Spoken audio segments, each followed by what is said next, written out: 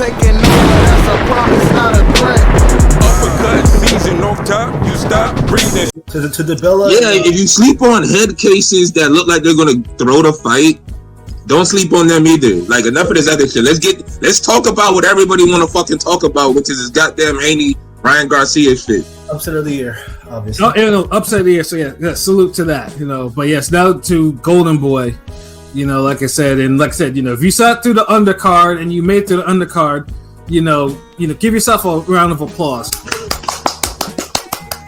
Because with the exception of, as I said, remember, with the exception of Charles Conwell, who bodied Gallimore in the fashion he was supposed to, man. Beck the Bully spoiling on the vine. Debembe, his opponent, was hitting him hard because Beck the Bully wasn't bullying as like he used to.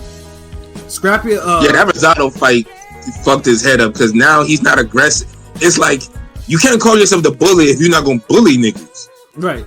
But you're just Beck. You're Beck to just be there. You're Beck the stander or some shit. Oscar needs to probably do something with it before he catches another upset. Scrappy, of course, lost his interim belt. I mean, that was supposed to be the best fight, but Scrappy just seemed like he didn't know what to do with Jimenez. Like, Jimenez pretty much dictated the ass whooping that he got. You know what I'm saying? Yeah, he fought behind him all night. Like, he wasn't first. He just kind of let he landed some shots. He made it a fight, but it just he underperformed like a motherfucker at that shit. Yeah, so he tried to box him, and then when it didn't work, he tried roughhousing, bullying tactics, and that didn't work either. So he lost on both ends. Yeah, and then he wasn't countering enough to really make that work either. So it's like, what the fuck you doing? No, I mean, that's a sign of someone who didn't spend enough time in the amateurs. It's like that. And funny thing is, like, the fact that he actually made it to an interim title is actually amazing. But yeah, he should have. Dude should have. Yeah, Dude probably should have lost earlier, and he lost. I don't even think the amateur shit got nothing to do with it. Like, these motherfuckers don't want to throw punches no more. That's what it is. That's the biggest glaring flaw in American boxing right now. These niggas don't want to throw punches. Like, that's it. Mm-hmm. And Conwell, see, that's why it was refreshing to see Conwell, because Conwell was letting them hands fly against Gallimore. Like, there was no bullshit. It took him a little bit, but yeah, he was giving it. I mean, Gallimore's his best is definitely past him.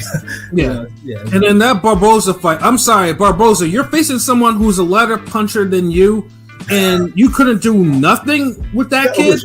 Overshadowed because I mean, at first it was looking good for Barboza, but I felt like overall McComb won 8-4 clearly. But no, McComb won that fight clear. 8-4, maybe 9-3. No, it wasn't. It wasn't a 12-rounder. Oh, it was 10. Yeah, it was 10. Okay, yeah. Well, it was a 10-rounder. It was like 7-3 for the British guy. Yeah, no. McComb won that shit easy. Like, and it was just like, so yeah, it was Barboza. See, this is the thing with Barboza. Barboza is not stopping his opponents.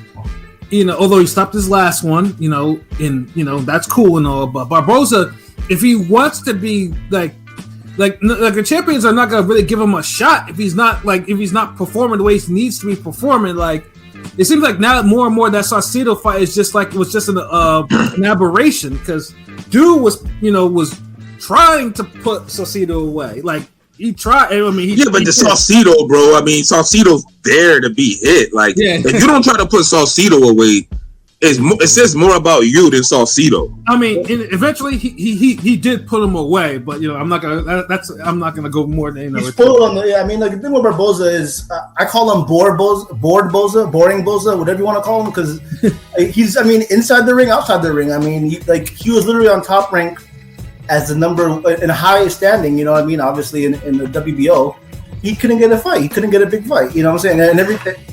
You know what I'm saying? And every time, I mean, he's a good fighter. He's like a poor man. I don't say Jose Ramirez. Jose Ramirez has accomplished stuff, but I'm saying he's just a guy that is just there. We never know how good he is because he never had that true step up 50-50, 60-40 type of fight. Yeah. And the way he fights, bro, it's just so uninspiring. He went life and death with Gorilla Zoe. Like, this guy. Yeah, he did. Yeah, he did. He went the distance with Zoe. Right? Well, I mean, so did Regis, but And then that's the thing. It's like, bro, like, Barboza's just not interesting. Like, he's not interested outside the ring, inside the ring.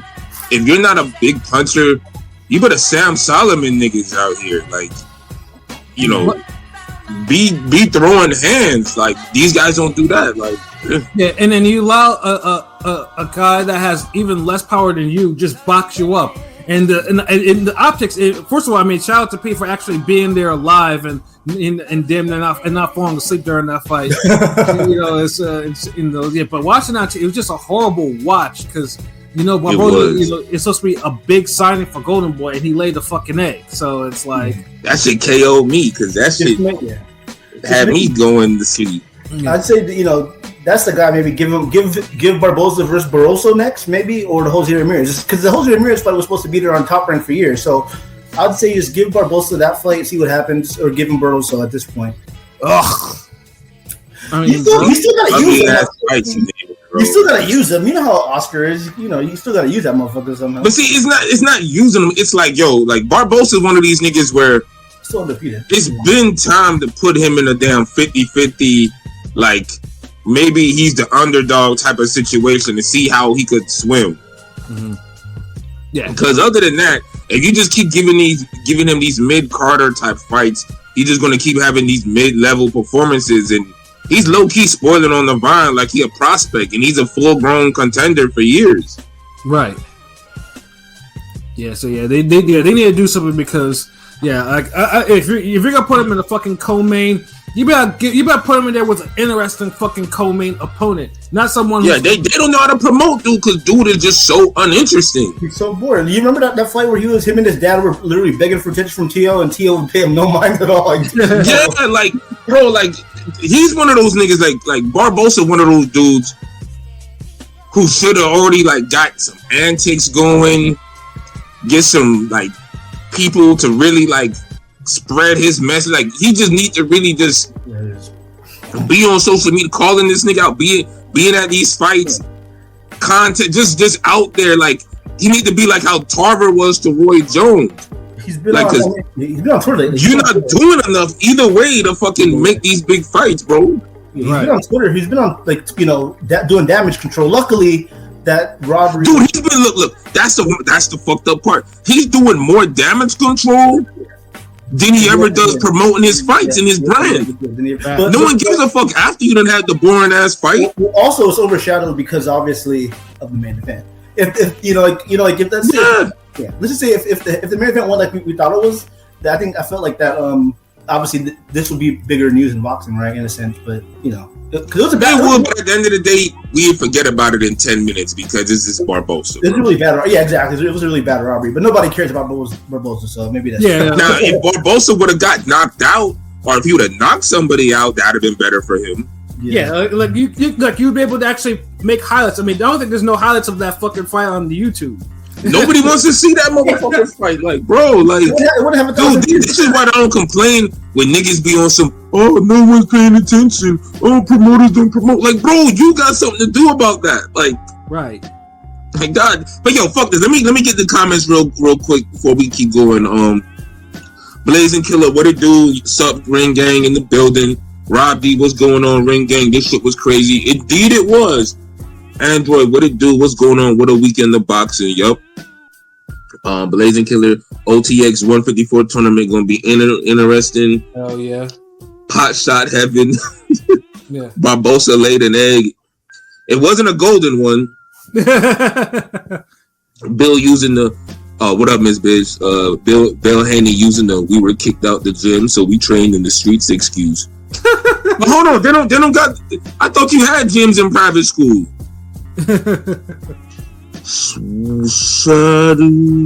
I ain't pronouncing that. Like, damn, your hair grew. Devin got that ass whoop. Braid the hair to manage it. Grows fast. I know this is the little down period. You know what I mean? The braids is coming soon, man. Braids coming soon.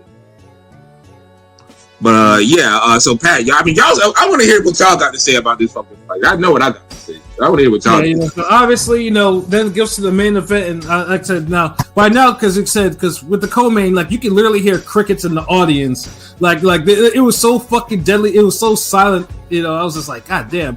So now pretty much everything, everyone woke up for the main event with Devin Haney and Ryan Garcia. Now, obviously, there was controversy in the beginning as Ryan blew weight, which is again, which is the theme of this fight, and it is a major theme, no matter how much people want to downplay it. But no, the badass fucking defense and offense Haney had as a theme of this fight. No, but in terms of the weigh-in, obviously Haney, he weighed in as he's supposed to, but both them niggas supposed to be at 147. Fuck that shit. Y'all keep making this big deal about 3 fucking pounds when this nigga was looking like he was 160. 3 pounds is still 3 pounds, nigga. No one should be over 3 pounds. They didn't even let him try to lose weight because it was too dangerous. It was too dangerous. I mean, yeah, I get the weight thing, dude, but 3 pounds, fuck that shit, nigga. No. If you're bitching about 3 pounds, then you probably deserve that ass whooping, bro. I get the weight thing, but I'm sorry, dog. No, I mean, I get it in a sense, but that's not the main reason why. That's not the main reason. Thank you. It's not the main reason. I get it, but it's nowhere should it be talked about as the ones niggas is talking about it. Like, both these niggas look like they was drained, like they need to be at 147, especially Haney. Haney punch resistance has gone down because he's draining his body to fight at these weights he's too big at. No, but the messed up thing was even after Ryan blew weight or whatever, usually you're supposed to put a second weigh in, like 10 pounds. You can't weigh 10 pounds out of this. And Haney, this is where Haney kept. This is where they fucked up on that. They didn't do any of that. Like they could have forced that, and they did. And this is where because they was going to be big as fuck them damn selves. That's the thing. Yeah, it was going to be big. So even did you see Eddie Hearn's interview? The Team Haney didn't want to fucking do a morning weigh-in because Haney wouldn't have to do a morning weigh. It would be for Ryan to do it because Haney made weight. He wouldn't have to do a second. Okay, that was both for Haney and Ryan, but no, it was only gonna be for Ryan because Ryan blew weight because it was supposed to. Haney ain't gonna push the issue and care about it because he knew he was gonna be like 165, 162 or some shit. Yeah, I mean, they overlooked the whole thing. They overlooked Ryan dropped. If you listen to Devin call him a C+ fighter, all this shit nonstop. They overlooked it. They thought they had it in the bag. They did. And honestly, bitching about the 3 pounds is the only way they could get sympathy from niggas. No, y'all took this man for granted, and y'all got y'all shit pushed back. This was a cherry gone wrong. This was a cherry gone wrong to me. Cherry pick gone wrong. You know what? Nobody wants to say that. This was a cherry pick gone wrong. But y'all picked a mentally unstable nigga. And the only reason why he does it is because of the weight issue. Because if Ryan made the weight, you would see it was a cherry pick gone wrong. It was still a cherry pick. 3 pounds don't make no difference like that when it comes to fucking skills. There are. So hold on. So every time you get hit with a left hook, you're saying, "Oh goddamn." It made 8. I should have fucking. I wish this nigga made weight because this punch hurts more. But I could have just ducked. It wasn't the only thing. Because we've seen fights. It was we've watched enough fights that where people. Nigga, it don't matter, dude. Y'all niggas bitching about this goddamn weight. Where's this nigga defense at? Where this nigga defense at? No, if it's this nigga he fell for about top 10, right? Why he like a goddamn bum? So let me. I'm gonna just go into this. I don't mean to interrupt y'all going back and forth. What I'll say is this, and this is something that like I've noticed from Haney for a while, and I kind of let it go with what's his name, with JoJo and as well with Loma, but it didn't go past me with Haney. And I'm not saying that Haney has shitty defense. What I will say is that his flaw is a lot like these other USA boxing guys, that Haney needs to be at mid-range to control the distance. If he can't control the distance at mid-range and somebody closes in on him, his defense is not good. We've seen him when people close the distance. He backs up. He can't get his shots off on the inside. He'll clinch. Like, he doesn't know what to do. He's not as effective on the inside. Hitchens the same way. Shakur is the same way. We saw it with Shakur and De Los Santos. Once De Los Santos closed the distance, Shakur looked like a damn fool trying to like hop back, literally hopping back. Same with Lemos and Hitchens. This is an issue with these guys that if they can't control the distance, they're food. They can be hit. And with Ryan, see, the thing with Ryan is Ryan's style actually, because Ryan's a big guy. And like Devin is like 5'8", Ryan is like 5'9", 5'10". even at mid range, he's right there for Ryan. He's right there. And that was the issue because Devin was trying to you know what? I'm gonna show that I'm levels above him. And he started just trying to style on him and throw combinations, not realizing the more he throws, the more he's leaving himself right in the line of fire for Ryan, and he couldn't get out the way enough. And it's weird because Ryan telegraphs his left hook a lot, but for some reason, this motherfucker couldn't get out the way because he's trying to style on him and in mid-range, leaving himself wide open for a left hook, which he's susceptible anyway. That's the punch that people always land on him. There's a couple things that, I mean, I always felt Haney's defense was a little overrated. Like, to me, I think coupled with trusting the chin, I think Tank has better defense. Some guys have better defense than him. I just think, I feel like, and also credit to Derek James, because I think Derek James does a good job of holding in those skills. Ryan, the left hook is telegraph. You can see it coming, but he mixed it up with the right little bit, did the jab feint. He was, I saw some improvements. Obviously, there's still some flaws. No, there's plenty of flaws. But what Derek did was, and we talked about this in the preview too, is like when we're talking about the 730 breakdown, is Derek James was going to have to make him more offensive. Like we said that Ryan can't. If Ryan boxed with Haney would have washed him.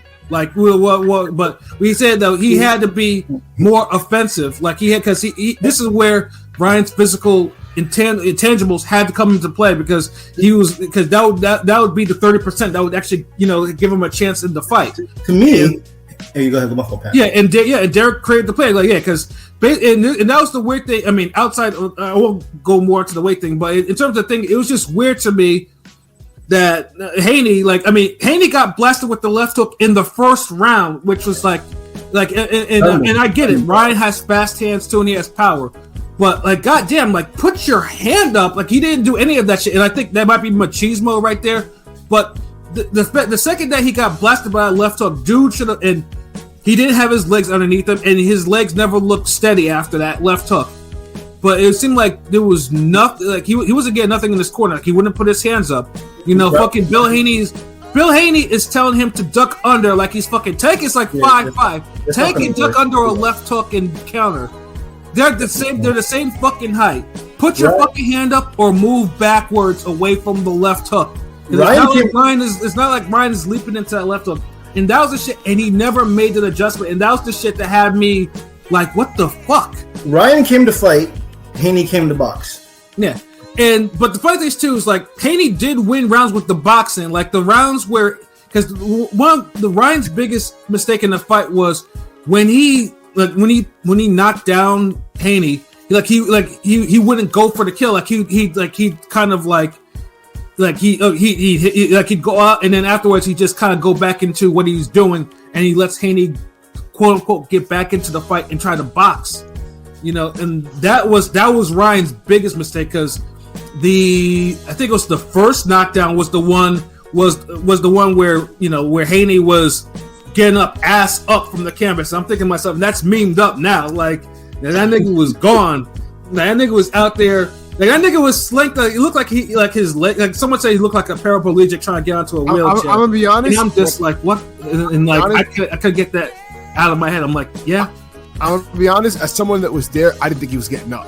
I legitimately did not think he was getting up.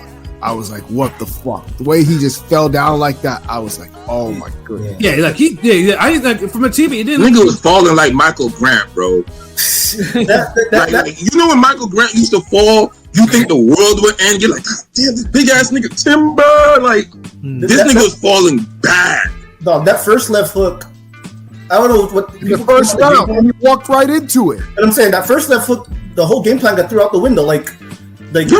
I mean, he never recovered. I'm not trying to toot my own horn. I did say that Ryan has one of the better left hooks in the business, but to me, clearly, it shows Ryan's timing, speed, and power is, I won't say elite, but it's pretty. All right, so here's my rebuttal to that. All the niggas who say Ryan Garcia has the best left hook, even if it's overrated, and it is it really your look? That's like a nigga taking a big fucking 18th century French cannon and pointing it at you.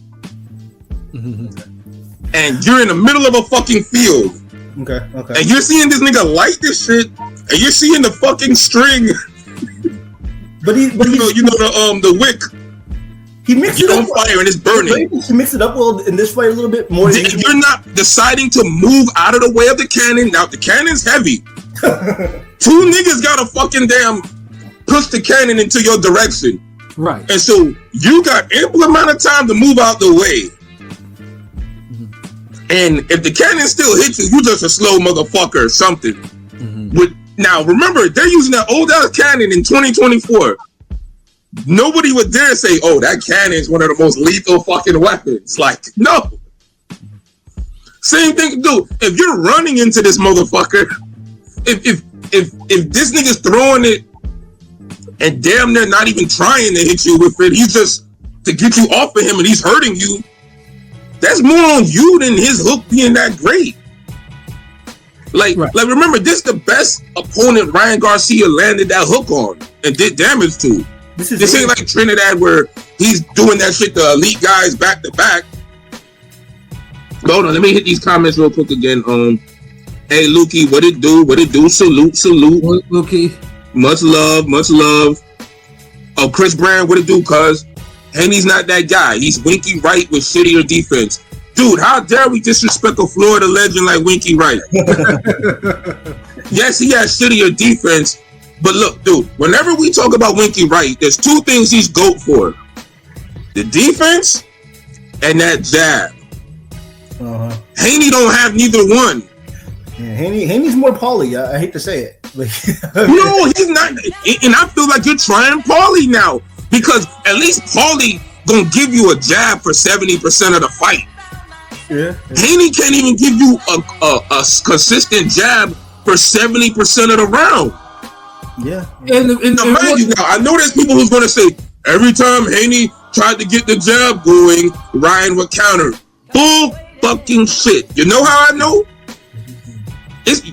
You can play rewatch that fight and get you a bottle and play a drinking game, but every time Haney fucking follows Ryan Garcia around and just stares at him, even when he has him in the corner, ropes, it don't matter. You'd be drunk.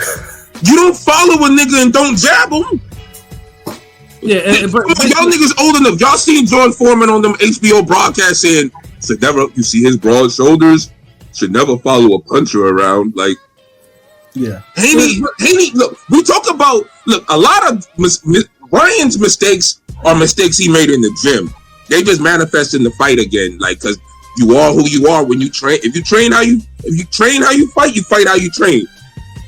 Haney's mistakes are some like, oh my god, like in-game house, like you don't see this shit. Yeah, it was like really bad too, and then because Ryan was getting off the shots because he had faster hands, all Haney was doing was clinching repeatedly over and over and over, and getting blasted. Every time. Yeah, it was like, dude, this nigga was hurt like 9 times in a 12-round fight. That was bad. And I'm saying that's just 9 times minimum. What was the fight? So real quick, let me ask y'all. I want your honest opinion. Because usually Harvey Duck's a good referee, but I'm not gonna lie. I felt like Bill Haney might have threw him some cheese a little bit with some of the. I don't know, man. Because I felt like Haney was doing some Katie Taylor shit in the second half of the fight without a warning. I don't know. I mean, I will say they both were doing bullshit. Harvey Duck's a really good ref. This was not his finest. Taking the point from Ryan, not warning Haney. The point was bullshit. And honestly, Harvey Duck was biased as fuck against Ryan Garcia. Horrible ref job. Haney was holding too goddamn much.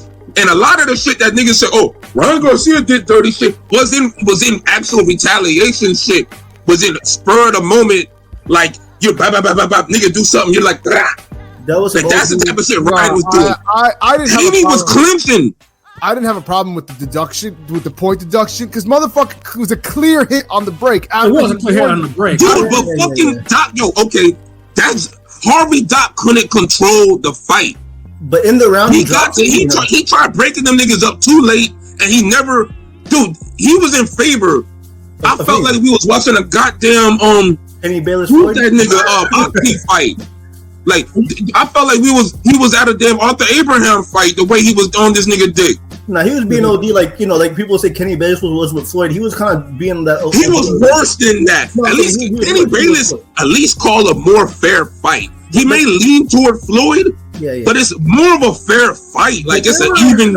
Shutter. There were like 2-3 times, I swear to God, Haney was in serious trouble. I feel like could have been stopped, but Harvey kind of slickly give him some time. He knew what he was doing, bro. He knew what the fuck he was doing, dog. I can't stand that shit. Like he knew what he was doing. Like honestly, the fight was supposed to be over in the 7th. He cost Ryan Garcia an extra knockdown, just like that one ref caused Provodnikov a knockdown with Bradley. Like it's real shit, bro. Like look, and I'll expand on the shit King P said, because I've been saying this shit since the Hitchens shit. Even the time when we were talking about the Brandon Lee and Hitchens poll, to a Twitter poll, dude, the young American boxing system. I know Pat said it in the chat. We've definitely lost recipes. We lost some motherfucking recipes because the defense consists of if a nigga throw a right hand, you duck and just grab him. There's no rolling it, there's no blocking it, there's no slipping it, there's nothing. It's just who parries? Nobody parries these days. It seems nobody parries, bro. Like oh my, like dude, like, and I'm living this shit. I'm seeing it. My students are calling this shit out.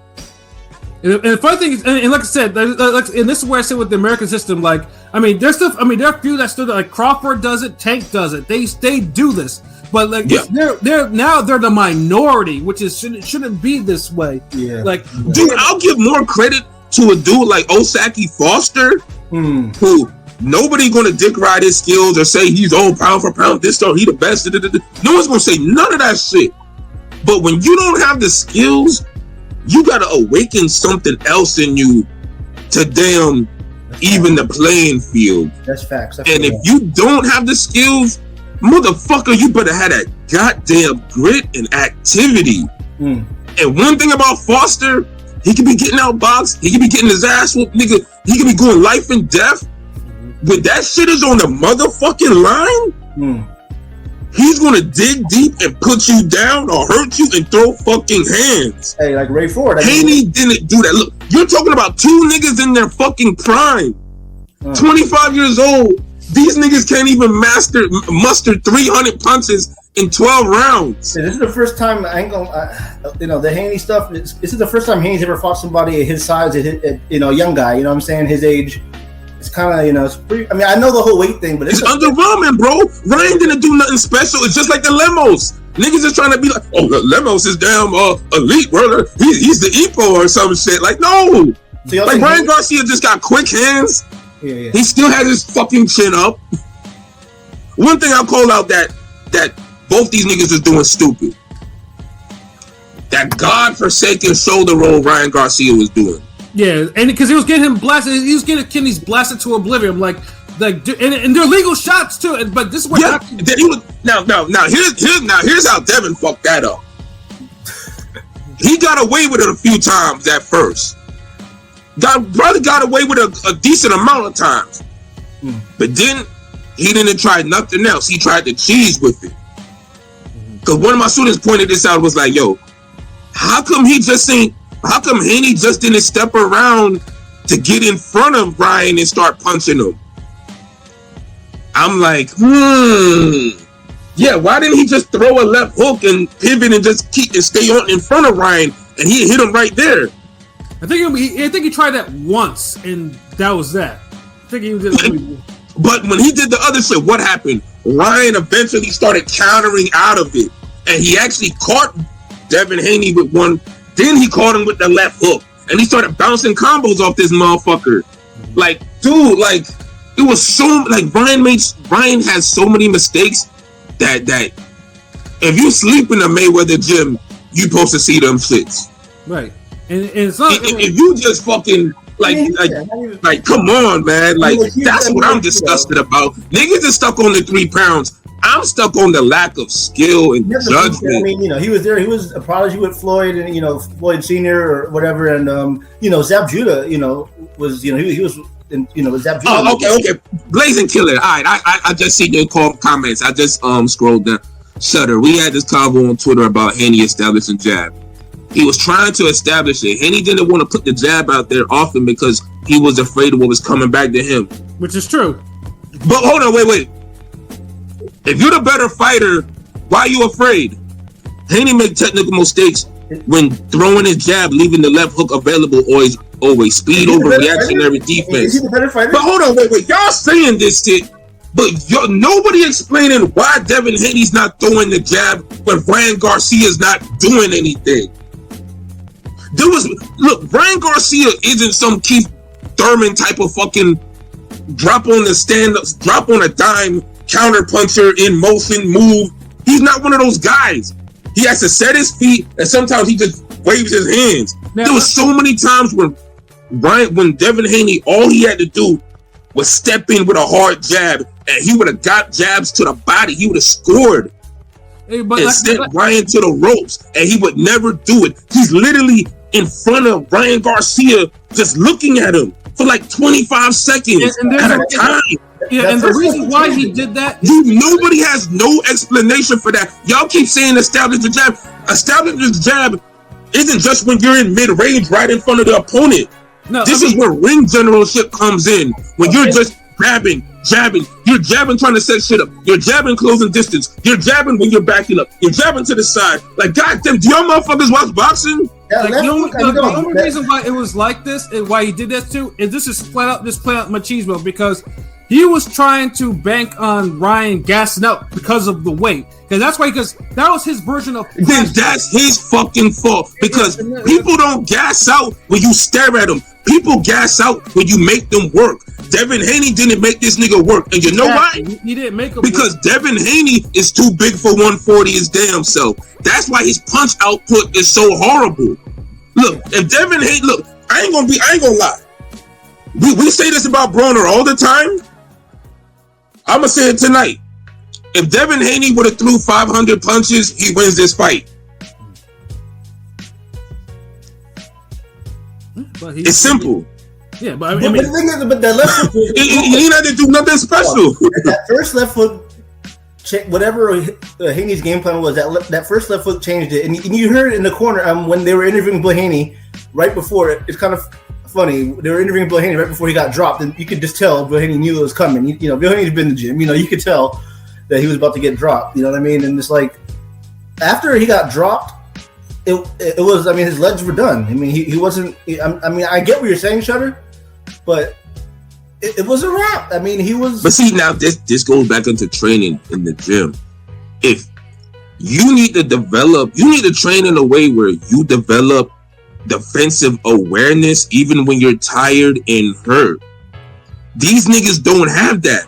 When they're tired or hurt, they're just food, and they're at the mercy of everything. If any other ref in that fight, Haney gets stopped. Haney was looking like Katie Taylor in her camera. Yes, worse, dude. This shit was horrible, bro. Like I'm just like, and I know people gonna make it like, damn, do you hate him? I do not hate this guy. Like, dude is cool. Like, he's great for the sport. Give him a lot of credit. You give him a lot of this credit. is the fucking skill set I've been telling y'all niggas about. Dudes don't slip jabs no more. Dudes don't roll right hands. They don't slip right hands. They don't do nothing. All the defenses, like King P said, they're just backing up, jumping backwards. I told you, it's a whole school of these niggas who do that shit. And the funny thing is too is like Haney. And funny thing is Haney's defense got work because I remember when I first started watching him, I used to think, God damn, Haney's too fucking defensive. Because when I used to see him against niggas like Burgos, like he'd be so defensive, like he'd be feeling like, yo, you gotta hurt the motherfucker, and then he hurts Burgos, but he doesn't go. He buzzed Ryan in the third round when he landed that left hook. But he kind of like fired up Ryan. And it's like, but this is the thing. These guys don't have the stamina to put forth any effort in these fights because they're drained. Ryan Garcia and Devin Haney both need to be at 147. Because even when Haney got himself back into the fight, and low-key was kind of getting the was kind of getting the middle rounds, there was never no overwhelming, like, okay, it looked like he could stop Ryan or he's beating the shit out of Ryan. It was just a little sweet tit for tat. I'm doing a little extra more than you. Yeah, and if you just do a little bit more extra than a puncher that you haven't hurt, well, he might fuck you up eventually. Yeah, and that's what happened in the 10th and the 11th round. Especially that 11th round knockdown was vicious. I was like, geez, because that's the shit that had that nigga's head on a swivel. Like, that nigga got sat down. Like, I was like, that should have been over. Like, dude, I wouldn't be surprised if Haney was concussed. Like, I know niggas on Twitter was with what beating was worse, Spence or Haney. Honestly, I feel like the Haney beating was worse because it came from a lesser fighter.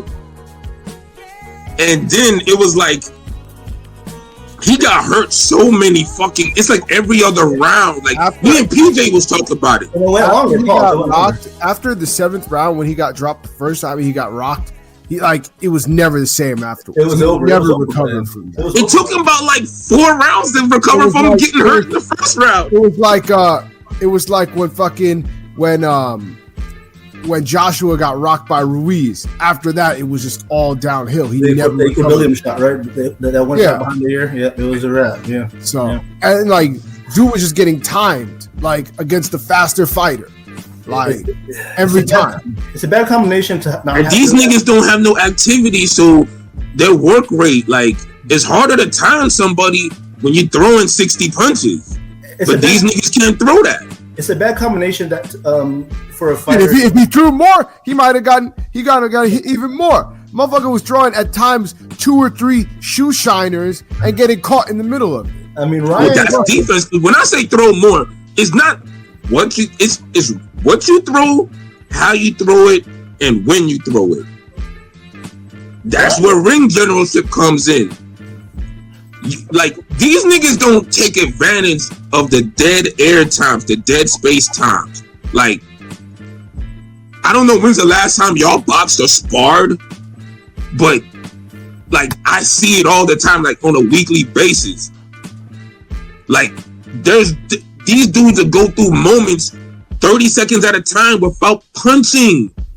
The judges are literally scoring rounds off of damn 40 punches max. And you're trying to decipher which one was more. Dude, there's so many times fucking Devin Haney could have punched and Ryan wasn't going to hit him back. It's a bad combination to have a suspect chin. I don't know. Clearly Haney's chin is questionable now. I don't think it's questionable.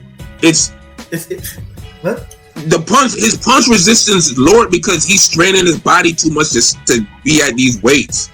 Devin Haney need to be at 147, and I think we might be getting into a Corrales-Colati situation where R.I.P. Corrales. But it might be too late for Devin Haney as far as like his punch, like the punch resistance. I mean, he said because he took a beating. He said in an interview that he's basically gonna, that little face-off they had that they weren't together, but it was kind of a funny. He said he might go to 147 very soon. That's another thing. He was overlooking them. I mean, clearly he was overlooking. Yeah, he was like no one wants to, bro. Cherry pick, like you said, nigga. Like everybody he was overlooking them. You had niggas saying Ryan Garcia doesn't even. He don't look like he should fight. Look, you remember? I heard it all the time. I never have, because I'm a fan of Ryan. I think Ryan got some skill, but I've always heard him being a TikTok YouTube boxer. Okay, I've heard that so much. Devin Haney's called him a C-tier fighter. Okay, talking about going to 147. You got your ass whooped by a C-level fighter. 147 and all this shit, just overlooking him. Is a cherry going bad? And I mean, Ryan, and I hate to say it, but Ryan winning it was for the casual and maybe overall it's better for boxing. I mean, I think it is. I think it's better for boxing. Period. Like, and you have to give Ryan props. Fuck all. I mean, you have to. So all this other shit, like, dude. Even if we say, all right, the weight's fucked up, which we did, at the end of the day, with the ref on Haney's side, it evens out, bro. Ryan Garcia even humiliated dude in the 12th. Beat his ass for the first 2 minutes, and then fucking just clowned him the last minute, last 20 seconds. He's damn dancing and shit. Like, bro, That's the clip of Derrick James though in the 11th when after the 11th Ryan was kind of showboating a little bit, and then Derrick James was in his ear saying basically I think he was telling him you have to win this up. No, he's saying you're gonna have to win this fucking round because the judges will probably give it to Haney. You know what I'm saying? If you don't win this, if you don't, because I feel like Ryan won this one. I mean, he still won the 12th to me. Well, wait, hold on, real quick. Well, P, since you were there, P, it's hard to give the score, but who do you think won, like by a round or two, or P? What do you think? I mean, I think Ryan won the fight with all the knockdowns he had. I think, like for me, how I scored it was, I think 2 through 5 were the Haney rounds, and then everything after that, it was just it was not good. Like some say 6, so yeah. But six was a toss up, but I gave that one to Ryan because Ryan landed the better punches in that one. So it's like every round, Ryan. I mean, I'm not gonna lie, every round. That's what I'm saying. That's what makes it so bad because even the rounds Haney won, he only won them by just the slightest of margins because he was at least buzzed for 10 seconds when Ryan would hit him. They could have. It's hard to win, dude. You have to have overwhelmingly activity rounds to. It's like somebody get this nigga Peter Quillen in damn fight to watch. And the first thing you gotta throw that many type of punches to overcome them knockdowns, nigga. You're not gonna do that with one jab every 20 seconds. And the funny thing is too is we referenced that fight too because obviously if you watch Quillen and Dom, Quillen knocked the Dom down 6 times and only reached 115. That's not good. That's not good at all. Horrible. Imagine you knocking, dude. Like me and Patty said this before, man. Knocking someone out, stopping them, knocking them down, whatever, is one of the hardest, most underrated things to do in boxing. But people just be like, So imagine dropping somebody 6 times and they outbox you and throw enough punches to where it's still 115 is the highest you could go. Yeah, that's bad. Like, I'll say consistent, but until more so. But more. I just want to make sure. Did everybody have Ryan winning? Pat, Shutter, did y'all have Ryan winning the fight? Yes, I had Ryan winning like 114, like 112, something like by a round or two, right? I mean, basically by a round or two, probably. Yeah, but I mean, honestly, with me, like, and I said that before. Usually, if I feel that a fighter like really went above and beyond to win a fight, I'll give him props. Like hell, I gave Canelo props for the Charlo fight. I don't like doing that shit. So because I felt like Canelo knew what was on the line, and Charlo unfortunately did not. But I mean, Canelo was a favorite. It's like it's different when the underdog who's been dismissed by everybody puts a performance like this. It's like you can't. There's nothing you can compare this to. No, but obviously in the past, when Amir Khan survived the war of Maidana, I gave Khan plenty of props. When Teixeira fucking took Adames' 0, I gave him props because that shit was hard.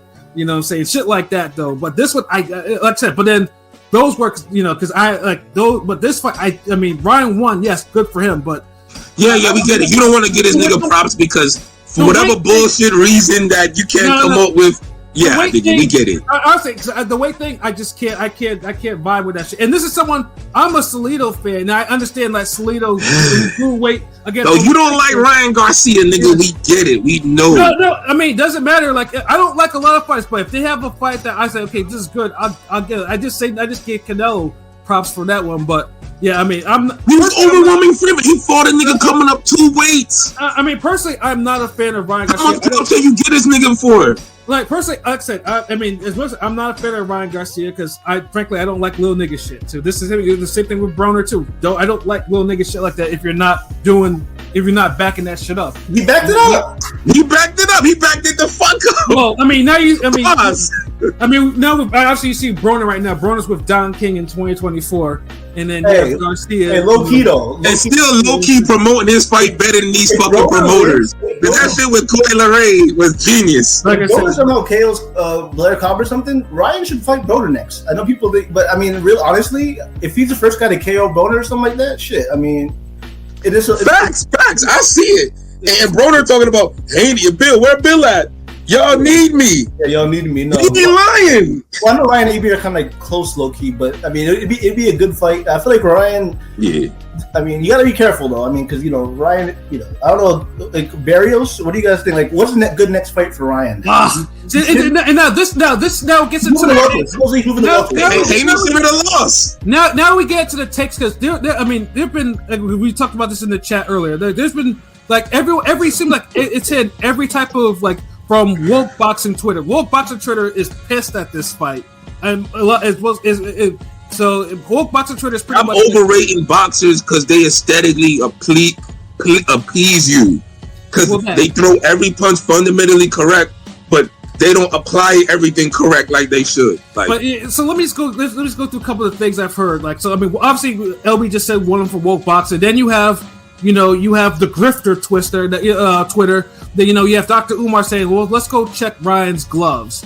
And then you have others like, well, you can't, it's a shame that Haney's getting clowny. Black people can't stand on code, and shit like that. And then I hate that shit. Bro, an ass whooping is an ass whooping. Y'all niggas gotta stop taking this shit so personal. Dev's a good kid. Let me say it real quick. Dev's a good kid. I hope he bounces back because what he does at a young age. But the increasingly annoying Haney stands kind of deserve this because my timeline a lot was fucking these Haney stands always saying, "Oh, Tank, Haney beat Tank and all this shit." You know what I'm saying? And the next Floyd. And I'm sorry. Clearly, he's not the next Floyd. I mean, and honestly, I had no problem with that too because it's like if you can dish it out, you'll be able to take it. I mean, it is what it is. Now, then you have Mexican. Haney is more humble than his stands. That's the crazy part. Yeah, that's what I think. Also, his dad, is salute to his dad, but his dad is not very likable, and also, it can be a little racial. I feel like Haney's style of fighting isn't he don't get KOs. So I mean, some people consider him boring. So it's like, my sister one of those people who consider him boring, but I didn't never really see Haney as boring before because. He used to punch more, but his last couple fights, like the Prograis fight and this fight, he didn't punch enough. Like he could have knocked out. Yeah, this is probably his best performance, dog. To me. But dude, it's the era thing because I'm looking at these niggas like if Sugar Ray Leonard has these niggas in front of him, he stops them. Ike Corte had these niggas in front of him, stops them. He ain't got a KO in like 5-6 years. That was better. And a lot of that's because these niggas don't throw the fucking punches. Dude, look, bro. My new student, 19, he come tell me, bro, I've been watching Roberto Duran tapes. The Roberto Duran, like, I want to fight like him. You think I could fight like him? I'm like, damn, like, this a black kid saying this. He's like, man, all these new niggas out here, man, they just want to be pretty. They ain't gritty with it. Like, these niggas don't want to get in and dig deep and beat niggas' asses. Like, these motherfuckers want to just... Yeah, even a nigga like Red run around, clinch. They don't have no skills. They just want to fucking look pretty and just pot shot niggas to death. And I'm like, he's seeing this. So he's 19 seeing this. So how the fuck all these niggas is like a bunch of Mortal Kombat Scorpion Sub-Zero reptile clones. Like Ray Leonard, Oscar De La Hoya, these guys were quote unquote no homo pause pretty boys, but they were with the shits. They were. Thank you. They were with the fucking. That's what I'm saying. Even for me. Pretty boy. They would bounce on the outside, you know what I'm saying? But if they had to get inside and get dirty and get in a phone boot fight, they'll fucking do it. Both these guys. These guys were like the golden boys of boxing, and they were getting niggas out of there that with names. They were getting they were getting. That's what I'm saying. The top level guys, even like Floyd at lower levels, when they always try to compare young black niggas to Floyd. Before the hand injuries at 130, 135, Floyd was. That's why Broner was the closest one to Floyd, but a lot of people don't want to admit that. Well, I mean, Floyd was getting Hatton, rest in peace, Chico Corrales. He was getting, he was getting these niggas out of here brutally, dog. I mean, I'm just saying, like, you gotta get to the pretty boy phrase before being money. I'm just saying, like, well, with Broner after. Broner past 135 was not getting niggas small. Out like that. He was kind of pathetic after that. But he was still. The whole point is Broner was stopping niggas early in his career. He was at 130 and 135. These niggas weren't. Yeah. I mean, who are these niggas stopping on the level of Antonio DeMarco? And real quick, Miss Biatch, I agree. Like, if Tank was like an inch or two taller, pause, he could run shit to 147. I mean, I'm just saying skill wise. I know that everybody can talk about the Ryan. Weight drained, which it plays a role, but I'm just saying, like, all the niggas that said Devin beats Tank. I know we're using the triangle theory. Get the fuck out of here. Y'all know shit about boxing. Dude, Devin Haney is not beating Tank, bro. Like, I don't know. I'm not sure he beat Mario Barrios right now, nigga. I would give him a better chance, but I would still think it's 50-50. But I would still say, yeah, it's not looking good. And then this is more take. This is a take that keeps bothering me. I don't understand why they're trying to portray Mario Barnes as a fucking star, but they're trying to downplay Devin. That's the shit that pisses me off. All I know is one with life and death with a pound for pound talent and didn't just lay down. And he was up against it. Mario Barnes is pathetic. Eventually he's dude, dude. You calling him pathetic? Well, no, pathetic was Devin Haney's performance. The Madonna fight, the Madonna fight was undisputed. Dude, Broner fought harder against Madonna than Devin Haney did against Ryan Garcia. No, I'm saying. No, I'm not talking about Broner. I'm talking about Barrios, nigga. Like, no, I'm just saying that, nigga. Barrios next fight against Madonna's brother might be a bad one. Mario Barrios is naming this shit. Like, Mario Barrios is a scrub. It's not my fault. He fucking doing what he's supposed to do. Yeah, Mario Barrios is a fucking scrub. People got I ain't gonna say all that. God damn. You're still holding that one. I know I always go through this with him, but you're holding that one draw against the guy he dropped twice. I don't give a shit about no. It is, dude. Be biased as fuck, nigga. Like we know that. I talked about Barrios longer than most niggas even knew about fucking Mario Barrios. Didn't Barrios beat up Ugas? No, everybody was saying Ugas was gonna beat him, and he beat his fucking ass, and then it was Ugas. Whoopee! Okay, whatever. Beat the shit out of his ass. Whoopee! Mm-hmm. You know, 2 bumps. Dude, I don't know about that. Like, I gotta see Devin. Like, I don't think he need to be fighting until like maybe September, like November type shit, like December. I don't like his odds at 147 though. Honestly, that's the thing. Nigga, I don't like his odds at 140 if he stay. Right now, where he gonna go? And see, that's why you're gonna need a new weight class, 144. But the thing, the niggas who can't do 147 or 140.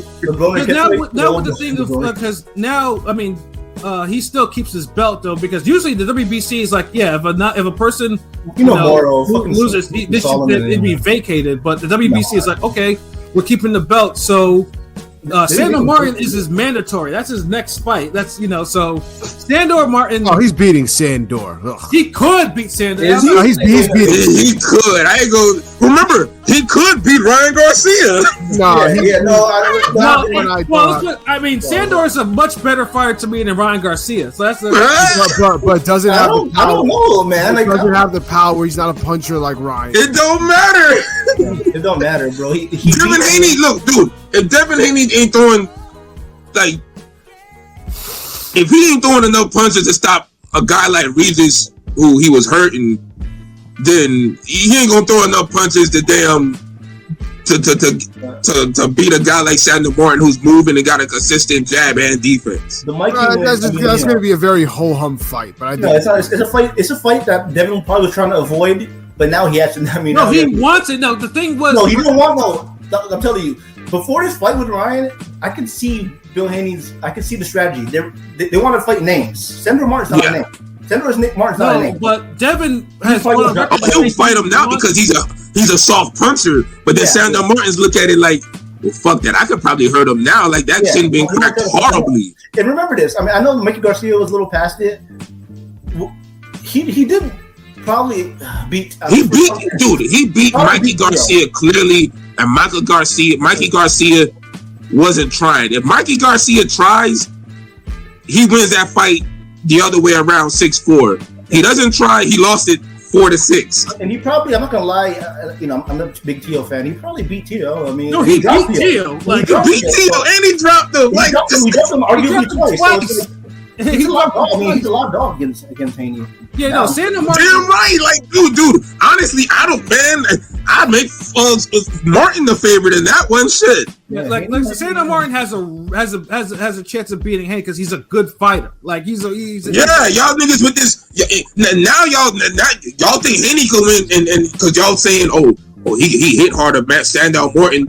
The fuck, Ryan don't hit harder than Devin don't hit harder than Ryan. He lost that. Like it might be like a Barbosa fight.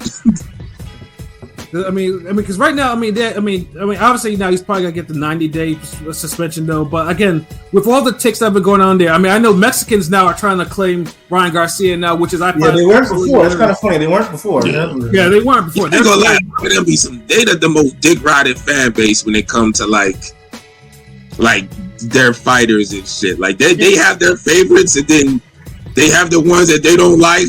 Yeah, do something that they don't like. Do something. But I will say, I wish American boxing fans, love boxing like how Mexican. I mean, I wish American boxing fans love, like how Mexicans in the UK do. Because we do, bro. America gotta promote better. But once a Black American nigga loses a zero. I don't know, man. It's not like it's the culture. No, it's not. It's the culture of the game that's changed. Because this is where Floyd comes. It's kind of going away. It's kind of going away. But I don't know. It's not going away. It's the legacy. This is what Floyd said. Hold on, what's going away? Like, what? Explain this culture shit. Yeah, the zero culture. Like having your zero. I feel like obviously when Broner lost his zero, it was never the same. I'm just saying, like, when it comes to like Canelo's lost, Tio lost, he still got some things. I'm just saying when the urban American, Black American loses his zero now, I would say to Floyd probably, they're kind of looked as like the past. But then also too, the losing your zeros, you also have to fight your competition. And a lot of these guys that lose their zeros are not fighting their competition. So when they lose it, it's like, damn, you got exposed, and you're like. Well, and niggas would be like, well, how a guy top 10 pound for pound get exposed? Because it's like, it's the same way a guy like Wilder get exposed. You could be a champion in boxing and don't necessarily fought all types of different styles, been exposed to different shit. Yeah. No, I mean, people forget about that. If Haney lost like a close fight, you would say he got exposed. But getting dropped arguably 4 or 5 times, I mean, he did get exposed. I mean, that's if you want to use that word. He just got caught. That's what it is. It's just because. He still got exposed. It's not just he got caught. Like if you say he just got caught, then his defense exposed. Remember, I used to argue with Shutter sometimes. I I think Devin might have a glass jaw or chinny. Let's put this. But Shutter used to always say it was more so the resistance. It was more so the. It is because look, Devin Haney we've seen Devin Haney get hit before, at lower weights, but over the years, it's like. He started to handle the punches differently. Like, the punches he took from... Like, he can't take another Linares... Like, the punch he took from Linares, he couldn't take that again at lightweight. Although he's still been hit at lightweight. But after that, that was his limit. Guys like Jojo Diaz and Lomachenko put hands on Devin Haney. But neither one... or like the puncher Linares is to really put him back in that frame.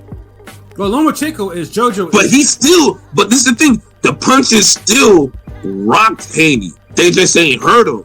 Like, there were punches that his body felt, but it's just he could still keep doing what he's doing, and he was able to exert more energy. I was at the JoJo Diaz fight, so I mean that was a hard 8-4-ish type of fight, but JoJo made Jay Haney work. He landed a couple good left hooks. He landed a couple good left hooks in that fight. That's what I'm saying. Like, but there were left hooks that Devin could take. He still his punch resistance was still there because he remember, it's not only the punches you take, it's the punches you could give out. It's the energy that goes with it. He still expelled energy in those fights where it's like, okay, that's a hard 8-4, 7-5 type of fight. Okay, Lomachenko, that's a hard 7-5, 8-4 type of fight. Either way, whatever. He still could. He couldn't do that. Like, honestly, he should have moved up after JoJo. Really, he should have. Like, I'll give him the Kambosos rematch. If you remember how Devin Haney looked at the Kambosos rematch, both, even the first Kambosos fight, he looked. Yeah, but but the thing is, the rematch he fought harder. Yeah, that's when he started weighing in. Like, that's when he started looking bigger in the ring. Same thing with the Lomachenko fight. He fought harder against Kambosos in the rematch because he wanted to beat his ass and kind of stop him. You could tell. And Lomachenko, he fought harder because Lomachenko was fighting hard, and he had to. As soon as Devin Haney didn't have to fight hard no more, you get the Regis performance where he puts out a good performance, but it's not a hard. Yo, I'm gonna beat the shit out of this guy. Stop him. Yeah, you call him. He can't push out that more. He can't push out that shit no more. Pause. He Andre'd it. Demetrius Andre'd it. Those fights kind of on cruise control. Nah. Andre is a better caliber fighter than Haney. Like he doesn't like his cruise control is different. Like Haney cruise control. His guys are still there. They're still trying a little bit. They may be a little timid. They're getting outboxed. They're there. Like Andre shuts you down in cruise control. When you start looking at Andre, like yo, like knock this nigga out, bro. When you start walking toward the exit because you don't want to see 12 rounds of this type shit. Where Haney, you're like, all right, Haney natural tempo is pushed a little further than Andre's. So yeah, man. But I mean, in terms of being chinny or whatever, I mean, like Haney has faced enough punchers that he would have got that chin would have been like exposed a long time ago if he was really chinny like that. Like he's not. But yeah, like because he's been professional. He's made his weight though. But like I said, there comes a time to where if you keep making these weights you're not supposed to make, you know, it starts depleting your resistance.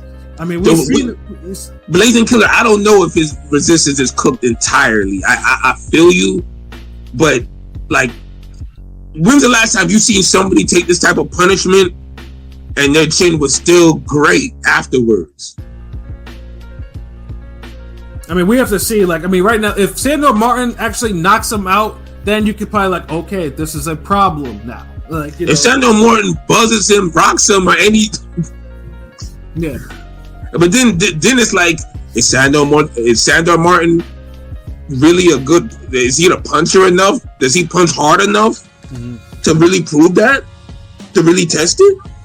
Right, because like, and honestly, or will he naturally just punch harder, knowing that he thinks he could believe he could hurt Haney?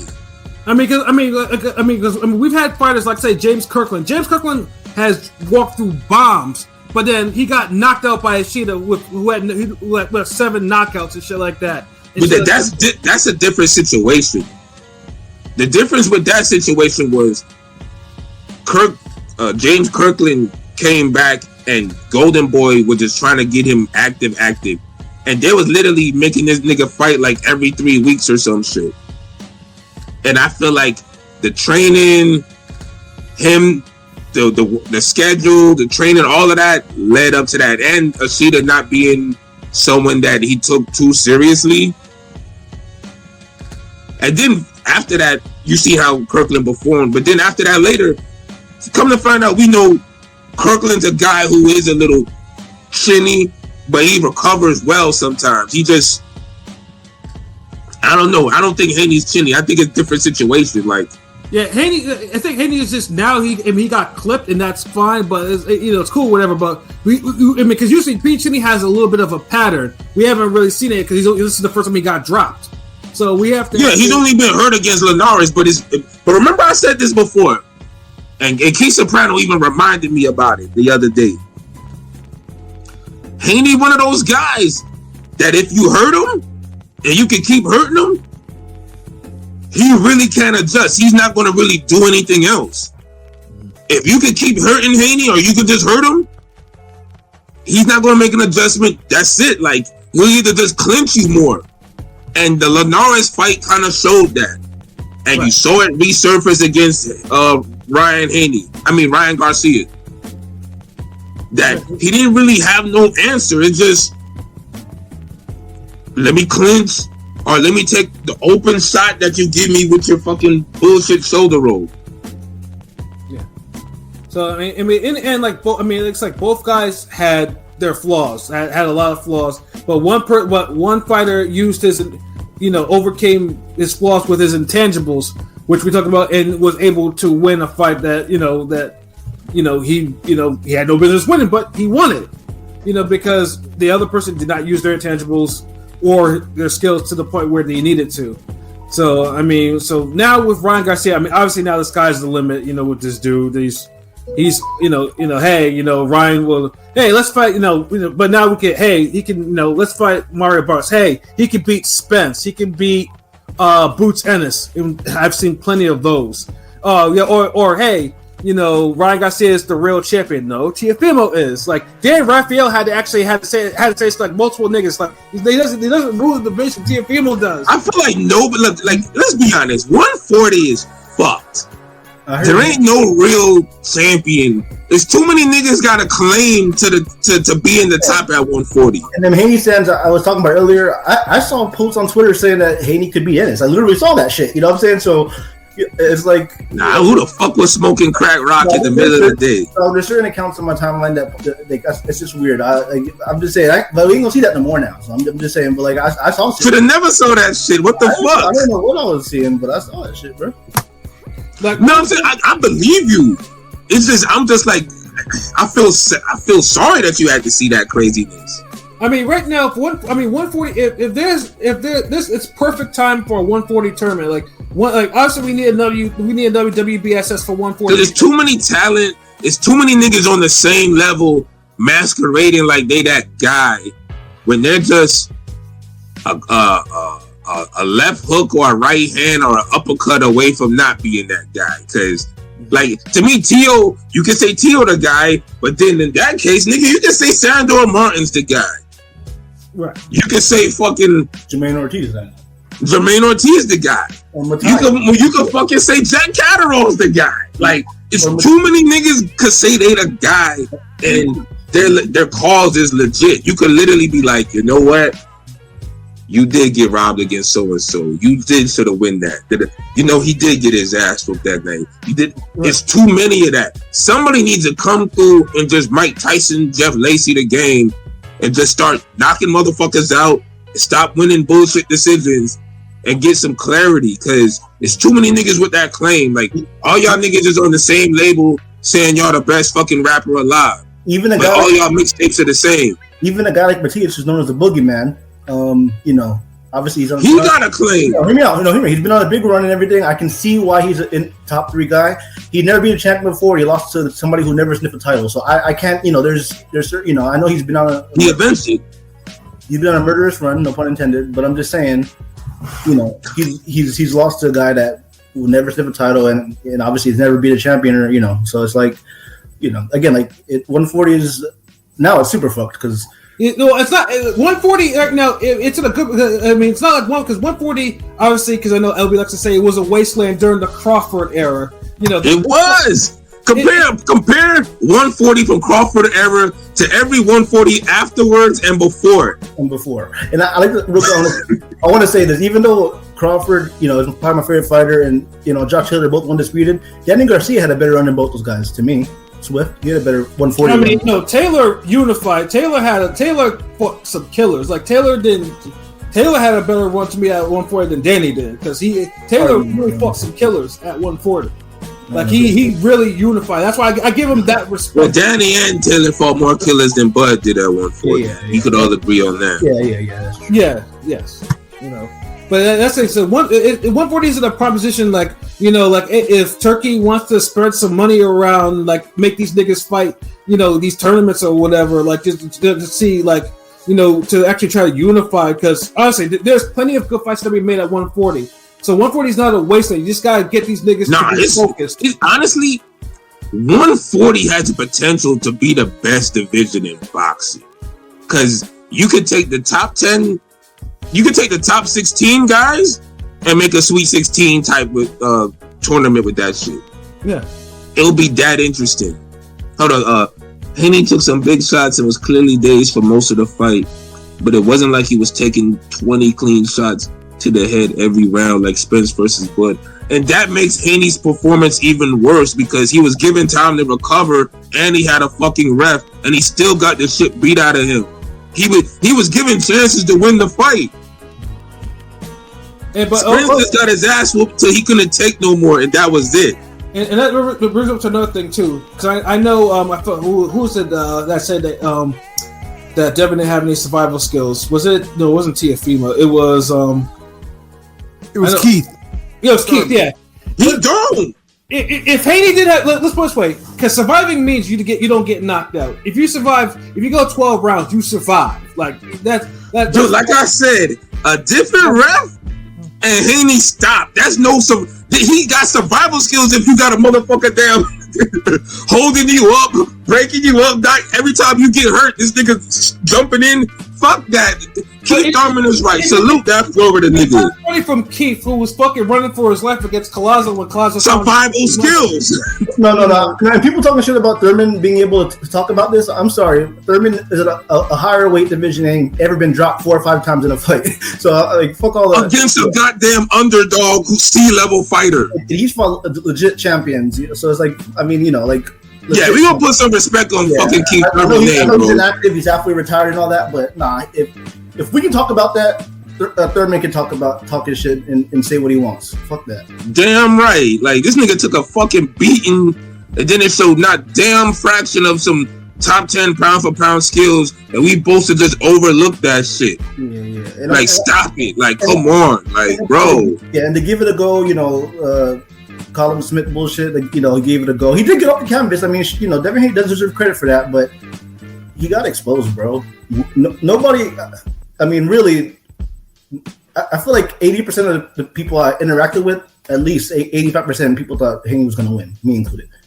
So it's like, he got it, he got exposed. I mean, I hope he comes back. Because I thought Haney was going to be a guy that would, be undefeated going up to welterweight, maybe even 154. I thought really he could have, maybe. Well, I just didn't see him losing like this. Like, I always thought him lose to like a Tio or maybe a Matias, somebody like where we know it's going on. It's a good fight. Remember, we just wanted this shit to end by the time we did the damn preview. It ruined my fucking my Tio. Remember, I kept saying I wanted Tio Haney to be a welterweight fight, in the future, but that shit looked like it might never happen. No, first of all, they should never wait to go fight in no damn welterweight. Like, no, they need to, dude. Yeah. Tio, I think, to stay at 140. Haney needs to be at 147. He can't handle getting down to 140 and be effective. Look, it's just like the Chad Dawson Ward shit. Just because you commit the weight doesn't mean you can be effective at that weight.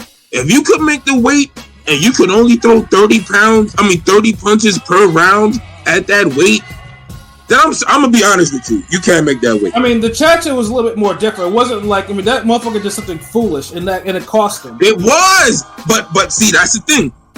Chad Dawson's foolishness was all in one fight. Haney's is low key been spread out through several fights, but since he's winning, nobody cares. But we all knew it was going to be a moment where this weight shit was going to fuck him up.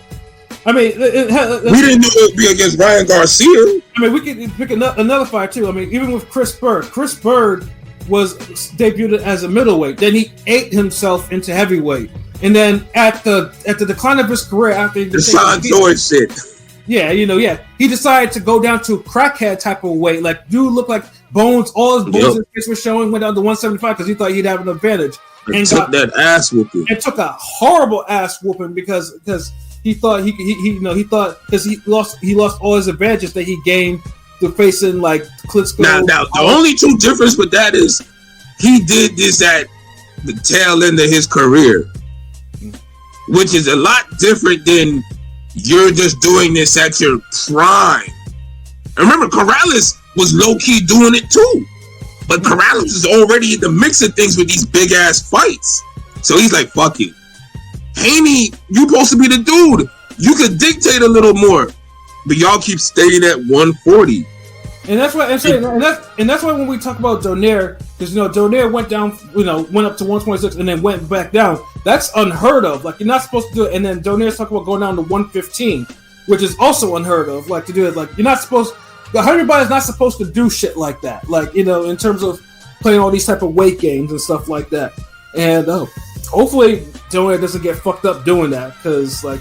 Yeah, that's just a recipe for disaster. Because 115 is doing it at the tail end of his career after he done caught some L's, just like Bird. So And it's and even with Bam, like Bam tried that, went down to 115 to 112 shit, and then he was trying to fight, and then clearly, some of his performances started getting affected because he was fighting frequently and he was trying to make that weight frequently. So now he's going back up to 115. Bam was just trying to get distinction of being a two division, getting a belt. You know what I'm saying? Yeah, but it ended up he started, his performance started suffering because he was fighting often. He looked bad against the one that he got his jaw broken. Yeah, at the end of the day, these niggas gotta stop trying to get these physical advantages and fight dudes your own size and be in these divisions, bro. Or you're gonna just end up suffering for it in the long run, and probably in the worst time, because this is the worst time for Devin Haney to lose, bro. Right. Yeah. I always feel like I don't think he wins the rematch. Like honestly, I would stay away from this fight. Can you bring the poll up, pause? Yeah, bring. Oh yeah, pause. I mean, yes. I mean, unpause. Yeah. Hold on 1 second. Let me see if I can find it. Pause. Okay. Let me scroll in the DMs. It's gotta be somewhere here, right?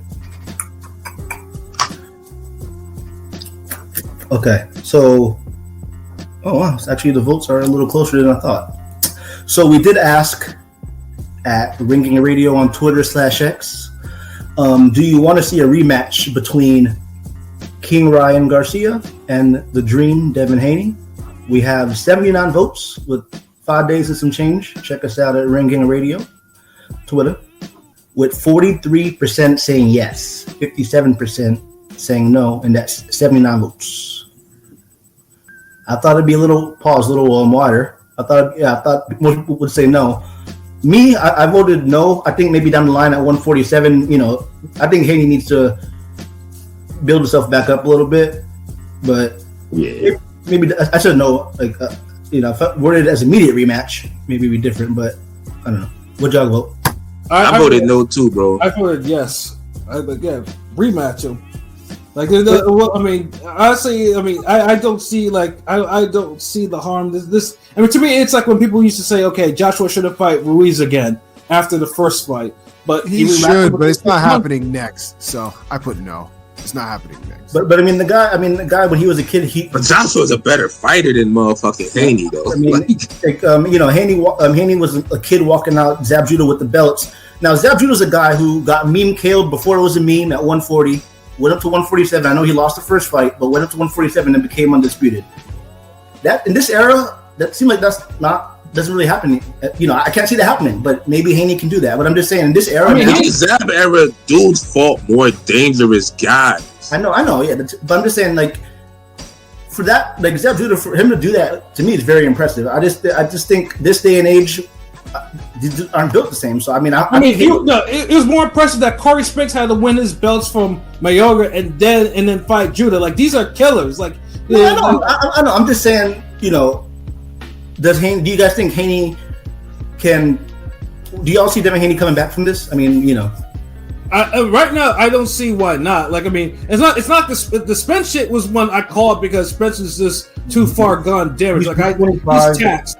Haney is not that. He has a bad loss. It's just a bad beating, man. Yeah, just let him to see what he can do. I'm not a bad beating while being drained. This is the guy who I thought would beat Matias. Easily. Not easily, but I feel like he would have. But he got a skill set. But if you can't punch, if you can't throw more than 30 punches against Matias, you're losing. Every 140 fighter right now, even the champions themselves, they all have their flaws. And they will all. They all got their exposure. Like I said, Tio lost to Kambosos, Matias lost to Ananyan, Haney lost to Garcia. Ryan's got lost to not 140 really, but Ryan's a perfect example. Ryan's a guy who obviously might have been a little drained at 135. He got his biggest fight, but he didn't take a beating he didn't take a beating, but he came back from a loss, and he came back from a loss. So you have to let Haney do the same. He moved up right away after that loss, whereas Haney, these niggas still probably gonna fuck around with 140. Yeah. Which is going to only hurt his body. And just like I'm peeking.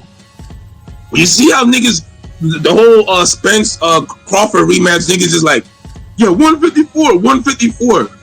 Same thing with Haney and Ryan. 147. If this shit don't go at 147 for a rematch, it'll be worse. I mean, I'll say this too. If Haney's gonna stay at 140, hire a fucking nutritionist. Do something. Like, don't just fucking diet and so you're walking around with the bone showing in your face. No, I'm sure Pat. I'm sure he hired it. I mean, I'm sure they. He didn't hire no damn It's too nutritionist. late for that, bro. No, like you just need to Devin Haney and his dad. Credit to Bill Haney because he manages his son the right way. Maybe training wise, you need to put somebody else in the corner with him. No, you have to put somebody in the corner. Bill Haney ain't shit as a trainer. I mean, I know Zab Judah's dad. Yoel was there with him. I'm just saying, like, you gotta add one of those guys. Maybe Bowman. I don't know, some guy. You gotta add somebody. Yeah, I mean, Zab Judah's father was a professional kickboxer, so he was probably telling Zab some shit. Like, like I had no problem with who was Zab's corner. Like, his father was a bad motherfucker. So it's like, I mean, there was nothing. That was too, yeah. I mean, Zab was more talented than Haney ever was. I'm just saying, but at least you hear Zab's father. Yoel. You would hear him say relevant good shit like in the corner. It always be us hanging on Zab like okay, Zab, are you gonna do what the fuck he said? Like, come on, like you hear his raspy, cool rap voice in the corner telling you this, that. Whereas Bill was telling this nigga to go duck under a hook, and they're only an inch in height and difference. Like Bill, I heard Bill tell him throw in between, but you wouldn't tell him what to throw. You just saying throw in between. You gotta tell him. Bill Haney was there for a check. Like Bill Haney, if he wants to be a promoter, he wants to be stay, cool, but stay out of the corner because he. But see, that's the thing. He probably didn't want Devin Haney backing up from left hooks because a lot of times when he backed up, he was getting caught with them. He did a great. And Devin Haney is already used to ducking and clinching, so he's like, "Fuck it, duck the hook." But see, what happens is this. You got the clinch. You got popped with the clinch and got dropped. Yeah, dude. At that point, it didn't matter because Ryan Garcia just knew how to land at that point. See, a lot of niggas I see this a lot. When it's time to duck, they only want to duck their upper body, and they go down. They'll slant, and going and ducking at a slant sometime will get you caught. But a lot of niggas, they don't want to use their knees, no diddy, and just duck. Like, literally bend your knees and just duck in place. Duck. Clean duck. A lot of niggas, they bend down and duck. That's the difference. When you duck it under a left hook and it's a clean, you're down, you just duck. A lot of times that should just go over your head. But if you're just ducking with a slant, sometimes you could duck into the left hook.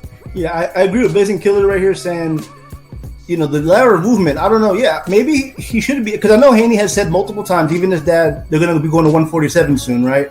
Clearly, Shutter might be right. I mean, he's a big motherfucker. I know he's only 25, but you're a pretty big motherfucking guy, man. Like, you might have to, I don't know.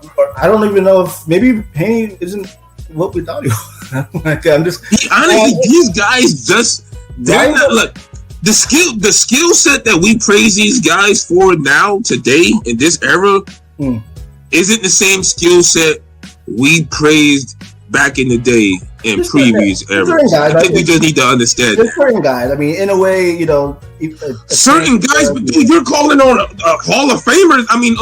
All-time greats now.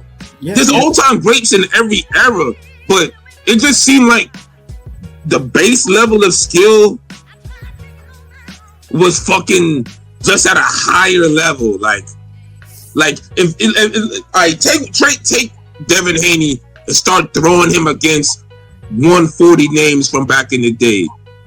I'm not sure he beat them niggas. I don't know if he beats Vince Phillips. I don't know if Devin Haney beats Ben Tacky. Hatton. I'm just saying. Also, you with a fucking bar. Dude, but all these niggas could punch. And they all had their hands up. They took the sport serious, and they're physically strong guys. Here's my thing too. Number one, if Haney is not what you thought he is, then he would have never been undisputed, nor would he have been able to go up to win a belt. So, but look, we could dig a little deeper, bro. Cambosis is Cambosis. We can pull calls if you want. Well, Shutter said something in the messages, the DMs. The trajectory of Haney I know, Haney and his dad were doing this, like Floyd Mayweather's in the past, just the Devin Haney era, which we know was just kind of talking shit. But Haney was a guy that we expected. I mean, I thought he's a guy. I'm going to throw out some names here, and I thought Haney was going to be one of these guys. Okay, I thought Haney was going to be like a Mosley, a Cotto. There's guys that move up multiple weight classes and win like 3-4 divisions. You know what I'm saying? Like, that kind of guy. But I don't know now, man. I mean, Ryan Garcia, who is known, people talk shit about his skills, looked like a clearly better fighter than Devin Haney, and that's the bottom line. And he was having fun while doing it. He was having fun. He came to fight. Devin came to box, and I mean the speed. He barely did that. The speed, the power, and I know Devin Haney. I mean, Ryan Garcia's never won a belt, obviously, but he literally beat an undisputed champion who went up and beat one of the top guys of and that fucking reminds me. He won the money belt, nigga. And that reminds me too. He became a face of. And that reminds me. Ryan Garcia also again is not a pound for pound fighter. People, that's another thing I keep on seeing. I might put him at 20. He about top 15. He's number 15. He's not. You have to win the belt to be 15 because there's 15. That ass open was enough for me. There are better. Right now, everyone that's on my pound for pound list right now is better than Ryan Garcia. He just beat one of them. Okay, hold on. He beat a top 10 nigga that's former undisputed 2 times. Like, come on. No, he's not no pound for pound. He's not pound Rolly for pound. Romero won a belt. Hold on, time out. Rolly Romero won a belt. So you want to go there? Because I feel like if Rolly Romero, I think Rolly's stuck. That's a bad example. I think Rolly's stuck. No, but you said he has to. But no, you said he has to win a belt to be on. Yeah, and you also have to have some accomplishments. He doesn't have any accomplishments. See, the nigga keep moving the goalposts like it's a fucking relationship podcast. Nigga, like if you think honestly, if anyone has not Haney, because Ryan Garcia has a pound for pound list, I can't trust your boxing. No, he's not. No, he's definitely not. I cannot. He's in the top 20. He's like 16, 15 and a half.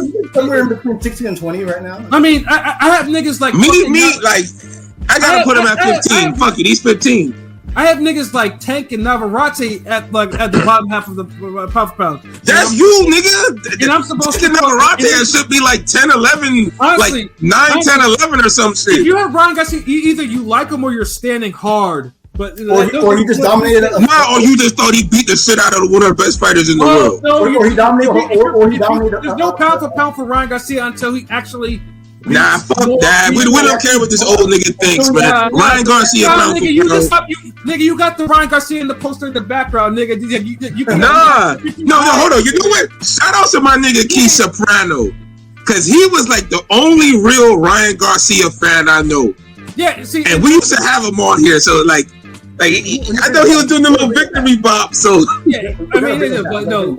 Honestly, if niggas is saying that Ryan Garcia is pound for pound, I can't trust their boxing opinion anymore. They can't. Nigga, you can trust my boxing opinion, nigga. If you're saying it's pound for pound, and you're because he is. If you think he is, I can't trust your opinion no more. I'm sorry. Then don't trust it no more. I'll be on this podcast, and you won't be trusting me, nigga. Hold on, Pat. Let me ask you real quick, Pat. Let me ask you real quick. Devin Haney, some had him as high as 5 or 4 on pound for pound. I had him as 4, and he's dropped. Okay. Yes. Okay. He's going to Ryan Garcia, the guy you said that belongs nowhere near a pound. I'm not saying he is because I feel like he might be in the top 20 maybe. He's not going to go on my pound for pound. He dominated and dropped the guy 4 or 5 times in a fight in one. He's not going to go on a pound for pound list until he actually beats people. He beats somebody. He just beat. Dude, honestly, look, like. This is what happens with Pat. Like he's not going to give an inch in this debate, bro. Like he's going to have to be like a Bivol. He's going to have to do something. Like I'm not going to give him a. You had niggas saying, but Bivol didn't need to be in pound for pound top 10 because all he did was beat Canelo. Like that's not fucking Canelo. Like, but also he's also beat other people. And I remember because I said that on the Collie. I think it was the Dallas nigga said that shit. And I'm like, well, damn, he beat Zerto in the same year. If that ain't top 10 pound for pound, like, so it's like you can never make niggas happy with pound for pound. Yeah, but Ryan Garcia don't care about no pound for pound. He got pound for pound that bread. that $2 million bet turned to 12. Look, see, lucky for me, I don't get because I'm not getting paid by Ryan Garcia, and no one in here is getting paid. So no one isn't, but I'm just happy for the niggas. If niggas using that argument, then they've already drunk the Kool-Aid. No, but I don't want to hear nothing about no money. I don't. But Chris my Crawford point is, has a lot of money, but that nigga actually manages to be great. He didn't become great until like last year. Monster has a lot of money. he's been great, and he manages to be great. Usyk has money. He manages to be great.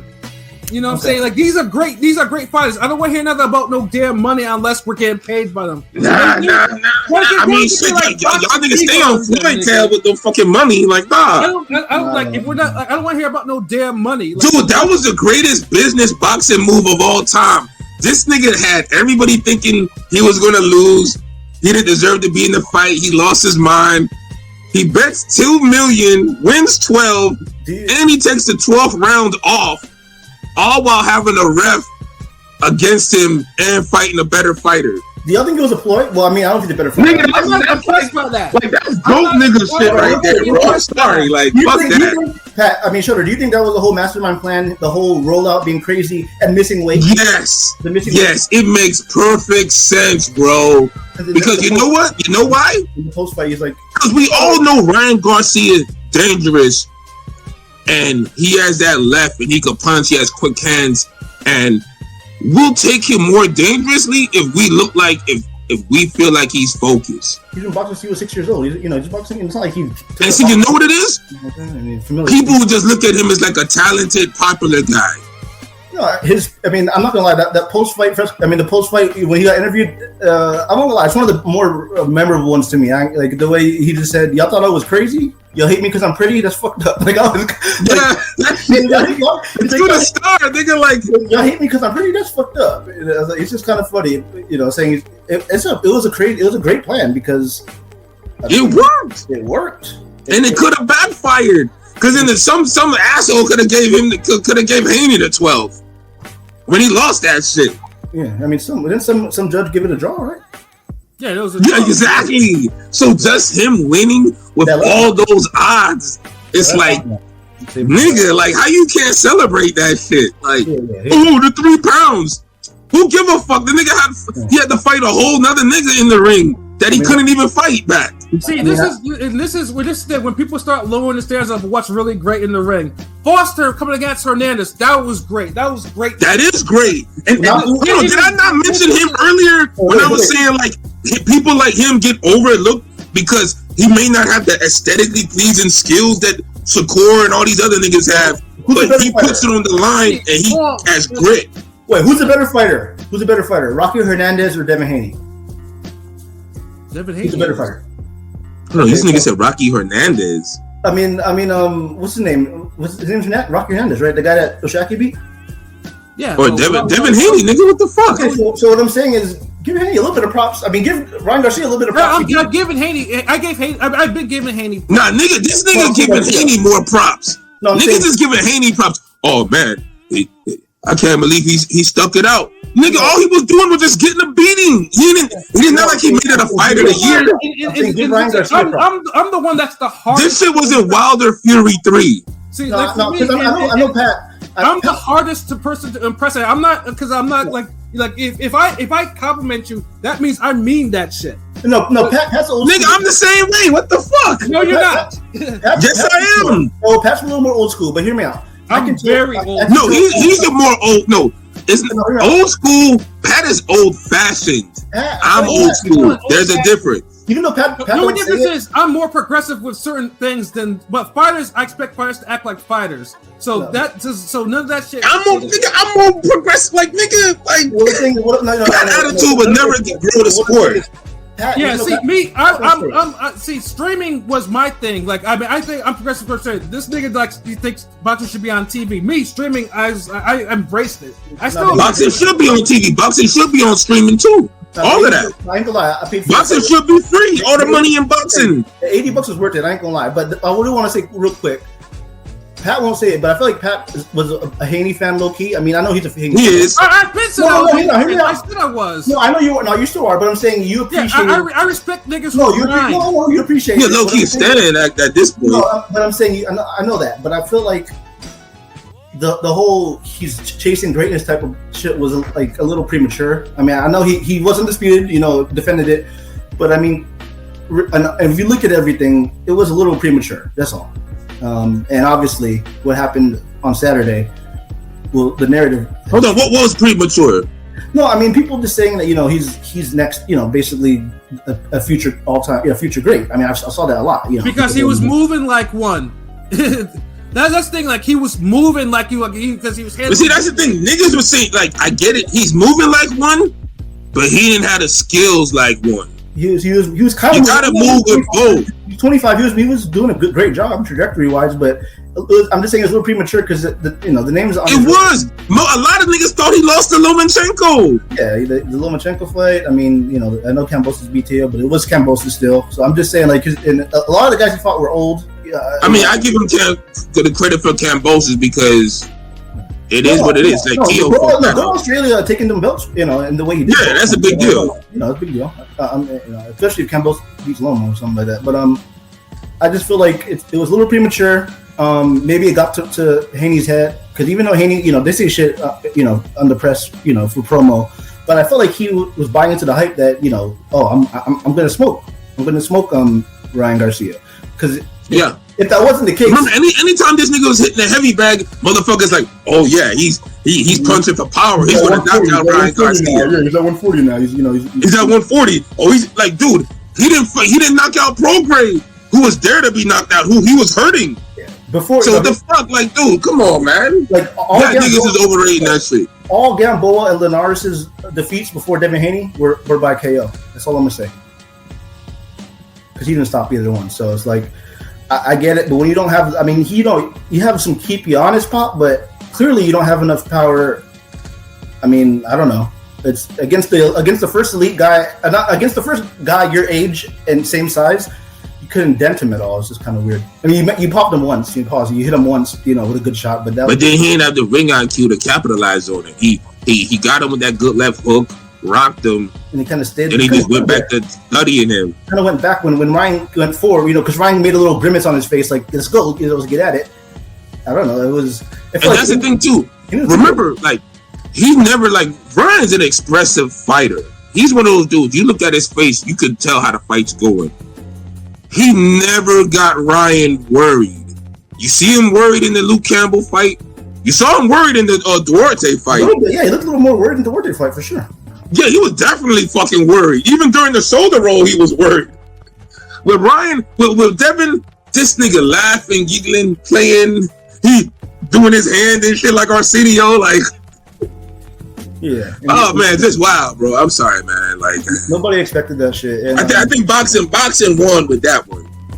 Yeah. Well, Golden Boy absolutely won with that one because because right now the highlights is the most trending sports video on YouTube right now. So it's gonna see where Golden Boy is gonna go with that.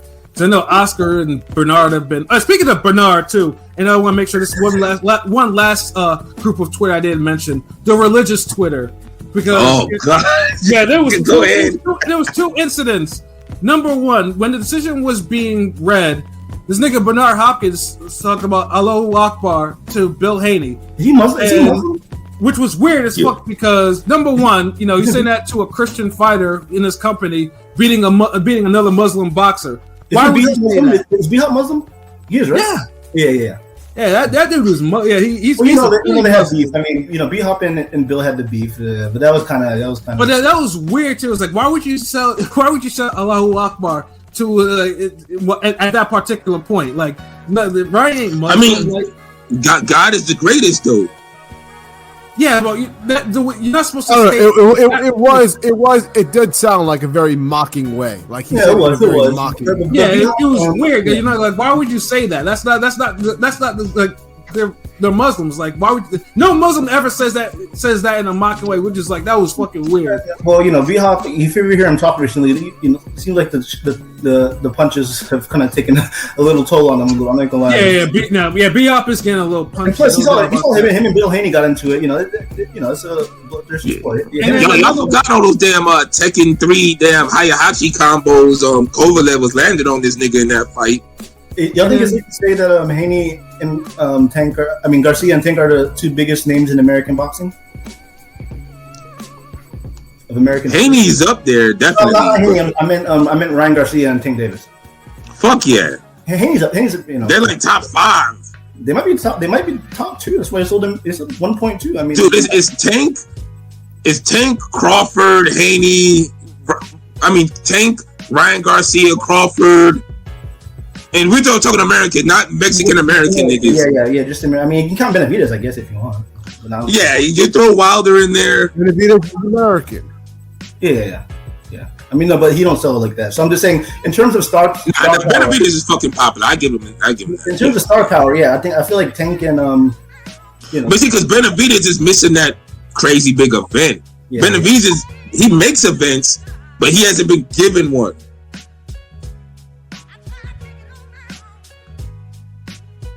Like Devin Haney, Lomachenko fight. He's getting these events. Like this Haney fight, the Ryan Garcia events, big shit. Yeah, but hopefully, what's his name? Benavidez get his big. He's getting a co-main, so that's not really a big event. He's getting a co-main after leading a pay-per-view event, which is weird. But that's a good co-main though. Yeah, but we can go into that because we can go into that like when it gets closer too. But yeah, obviously we'll know what the pay-per-view buys are if they were affected by a late surge. P was there, so I'm pretty sure the Barclays was full. Because I know the whole thing about arguments. Oh, the seats it's not selling. Very much so. Yeah, it was very much so full. Yeah. So that's it. So I know, but in Oscar, if you're gonna do another fucking event in New York, put a fucking undercard. Like don't put the trash undercard in the fucking Barclays like that just to get to the main event. Like Oscar, this nigga the main event saved the evening, really. Yeah, like Oscar, he knows better. It's like Golden Boy can make a decent undercard. And I don't want to, putting that shit in New York and expensive seats, and you wonder why niggas aren't why it wasn't selling like that. Oscar, you gotta do better with that shit. Like you gotta have a co-main. Like you gotta have all that shit, bro. That was an unacceptable offer. Yeah, I'm saving a good co-main so it could be a main event or co-main for another standalone card later. Nigga, stack this shit now. Yeah, that's like a nigga you go somewhere and order pancakes and then they tell you, we'll bring you. You can come back next week for the eggs and bacon. But